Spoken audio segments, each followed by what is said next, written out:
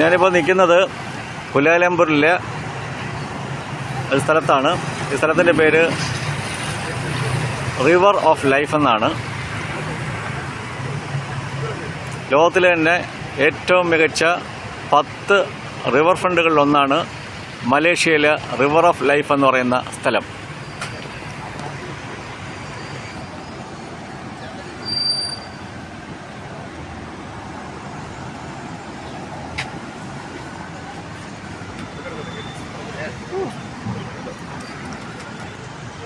രണ്ട് നദികളുടെ സംയോജന സ്ഥലമാണിത്. ഒന്ന് ക്ലാങ് റിവറും ഒന്ന് ഗോംബക് റിവറും. ഈ രണ്ട് നദികളും സംഗമിക്കുന്ന സ്ഥലം ഇതാണ്. ഇടത്തുനിന്ന് വരുന്നത് ക്ലാങ്ങും വലത് ഭാഗത്തു നിന്ന് വരുന്നത് ഗോംബക് റിവറുമാണ്. ഇവിടെ രാത്രിയാണ് ശരിക്കും വൈബ്രൻ്റ് ആയിട്ടുള്ളൊരു സ്ഥലമാണ്. രാത്രിയാകുമ്പോൾ ഇവിടെ ലൈറ്റൊക്കെ തെളിയും. ഇവിടെ കാണുന്നത് ഇവിടുത്തെ ഏറ്റവും പഴക്കമുള്ള പള്ളിയാണ്. ആ പള്ളിയുടെ തീരത്താണ് ഈ റിവർ ഫ്രണ്ട് വരുന്നത്.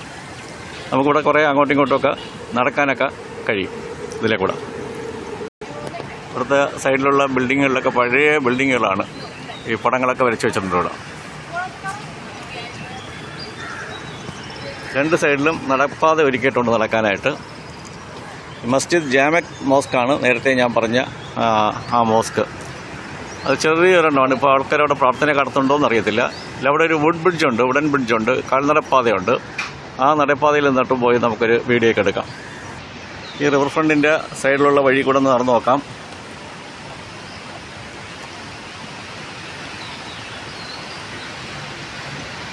അവിടുന്ന് കറങ്ങി നമുക്ക് ആ ഫുഡ് ഓവർ ബ്രിഡ്ജിൽ കയറി തിരിച്ച് കറങ്ങി ഒരു റൗണ്ട് അടിച്ച് വരാം. രാത്രി ഒന്നും കൂടെ വരണം ഇതിൻ്റെ ഭംഗി കാണാനായിട്ട്. അപ്പം പകൽ ഞങ്ങൾക്ക് ഉച്ചവരെ ഫ്രീ ആണ്, അതുകൊണ്ട് വന്നതാണ് ഇവിടെ. ഇത് ജാമക് മോസ്കിൻ്റെ ഒരു ക്ലോസ് ലുക്കാണ് ഇങ്ങോട്ട് വന്നേക്കുന്നത്. ഞാൻ ഒരു നല്ല പുരാതനമായൊരു പള്ളിയാണ് മലേഷ്യയിലെ കുലാലംപൂരിലെ.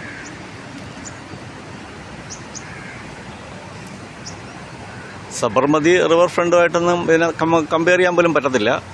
അതെന്നൊക്കെ പറയുന്ന കിലോമീറ്റർ കണക്ക് നീണ്ടു കിടക്കുന്ന സ്ഥലമാണ്. അത്രയൊന്നുമില്ല, എന്നാലും ഇത് രാത്രി വരുമ്പോൾ അതിൻ്റെ ഭംഗി ഇന്ന് ഇരട്ടിക്കും. ആ ലൈറ്റൊക്കെ കൂടെ വരുമ്പോഴത്തേക്ക്. കുലാലംപൂരിലൊരു പൗരാണികമായൊരു ക്ലോക്ക് ടവർ അവിടെ നിൽപ്പുണ്ട്. ഇപ്പോഴും റൈറ്റ് ടൈമാണിത് കാണിക്കുന്നത്. 9:50 സമയം.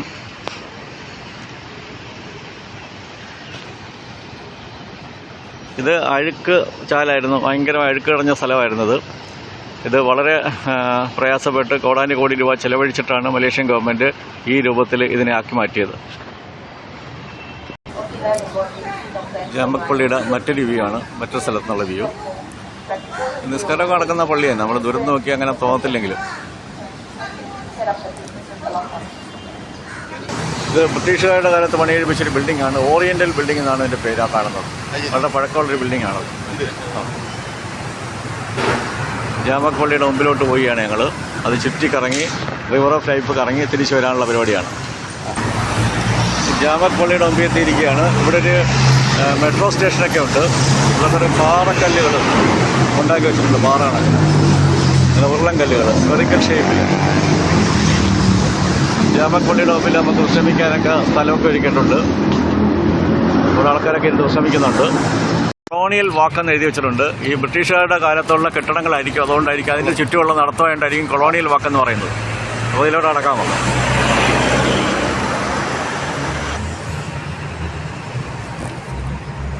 ഇതൊക്കെ ബ്രിട്ടീഷുകാർ പണിഞ്ഞ കെട്ടിടങ്ങളായിരിക്കും.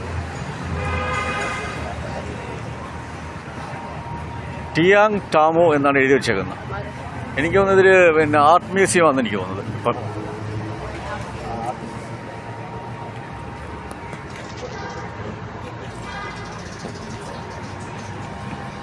ബിൽഡിങ്ങിൻ്റെ ഒരു വശത്തെത്തിയിരിക്കുകയാണ്.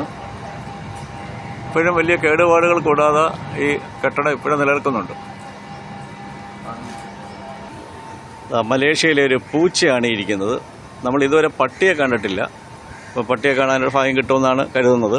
അപ്പോൾ എന്തായാലും ഒരു പൂച്ചയെ കെട്ടിയിരിക്കുകയാണ്. ഇതാണ് പെഡസ്ട്രിയൻ ക്രോസിങ്, ഈ നദിക്ക് കുറുകെയുള്ള. അപ്പോൾ ഇവിടെ വന്നാൽ നല്ല വ്യൂ ആയിരിക്കും. രാത്രിയൊക്കെ വരുമ്പോൾ ആൾക്കാർ ഇഷ്ടം പോലെ വന്നിരിക്കുന്ന സ്ഥലമാണ് ഇവിടെ. ഈ ഗേറ്റ് ഇവിടെ ക്ലോസ് ചെയ്തിട്ടേക്ക് അതിൻ്റെ ഫ്രണ്ടിലോട്ട് നമുക്ക് കിടക്കാനായിട്ട് പറ്റത്തില്ല, അകത്തോട്ട്. ഇതാണ് കുലാലംപൂർ സിറ്റിയിലെ മറ്റൊരു ആകർഷണ കേന്ദ്രമായ വാക്കിംഗ് ബ്രിഡ്ജ്.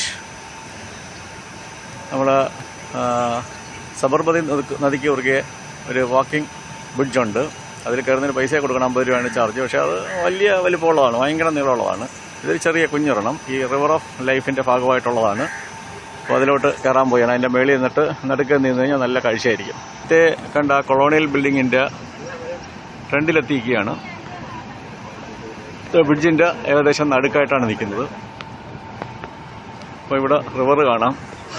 ആ ചെറിയ വെള്ളം ഇങ്ങനെ ഒരു സ്പ്രിങ്കിൾ ചെയ്യുന്നുണ്ട്.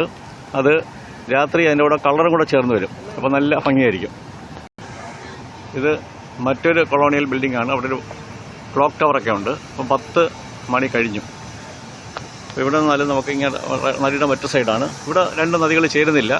അവിടെ ചെല്ലപ്പോഴാണ് നമുക്ക് കോൺഫ്ലുവൻസ് കാണാനായിട്ട് പറ്റുന്നത്. രാത്രി ഒന്നും കൂടെ ഇവിടെ വരണം. ഇത് ആ കൊളോണിയൽ ബിൽഡിങ്ങിൻ്റെ അടുത്ത വശമാണ്.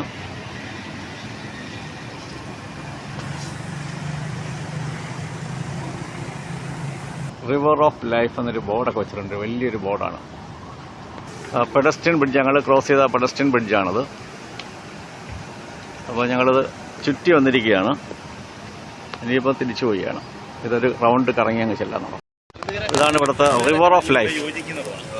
കോൺഫ്ലുവൻസ് ആണ് സംഭവം. കോൺഫ്ലുവൻസ് ഓഫ് 2 റിവേഴ്സ് എന്നാണ് പറയുന്നത്. ഒന്ന് ക്ലാങ് റിവറും ഇത് ഗോംബക് റിവർ. 2 നദികളൊന്ന് ഒന്നിരുന്ന സ്ഥലമാണ്. ഇവിടെ സരസ്വതി കൂടെ ഉണ്ട്. അപ്പോൾ ഇന്ന് രാവിലെ കണ്ടതിൽ നിന്ന് വളരെ വ്യത്യസ്തമായിട്ടാണ് ഇപ്പം ഈ രാത്രി കാണുന്നത്. അതുകൊണ്ടാണ് രാത്രി ഇവിടെ വന്നത് തന്നെ. ഇതാണ് റിവർ ഓഫ് ലൈഫ് എന്ന് പറഞ്ഞാൽ കൊലാലംപൂരിലെ സ്ഥലം. ഇത് റിവർ ഫ്രണ്ടാണ്. ലോകത്തിലെ 10 റിവർ ഫ്രണ്ടുകളിൽ ഒന്നാണിത്. ഏറ്റവും മികച്ച 10 റിവർ ഫ്രണ്ടുകളിലൊന്ന്.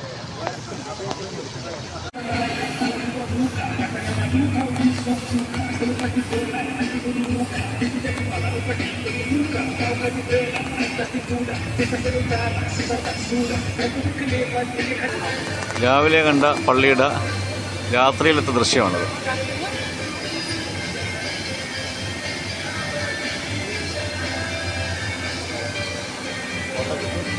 റിവറിലേക്ക് നല്ല പുക അടിച്ചു കൊടുക്കുന്നുണ്ട്. പക്ഷേ അത് ലൈറ്റ് അത്ര തെളിഞ്ഞു വരുന്നില്ല. വേറെ ലൈറ്റൊക്കെ ഉണ്ടായിരുന്നെ കൊള്ളാൻ. ഇതുപോലെ കളർ മാത്രമേ കാണുന്നുള്ളൂ.